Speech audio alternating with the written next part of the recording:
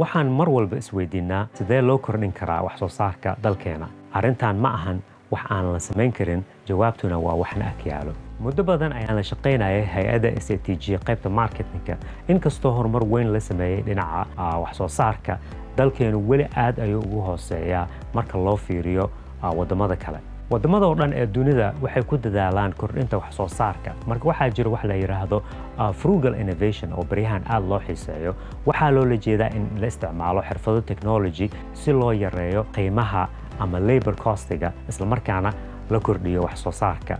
Sababtuna waxay tahay in qiimaha badeecada hoos loo dhigo. Haddaan sidaa la yeelin, dhibaato waxaa imaanayo in qiimaha badeecada kor u kacaan ee dadkuna awoodeen inay gataan. Marka waxaa muhiim ah inaan kaashano teknolojiyooyinka cusub si wax soo saarka waddanka loo kordhiyo. Maxaa yeelay waa inaan la dagaaltanaa waxyaabaha importiga ee waddanka la soo geliyo aysan u noqon wax ka qiimo jaban kuwa waddanka laga soo saaro.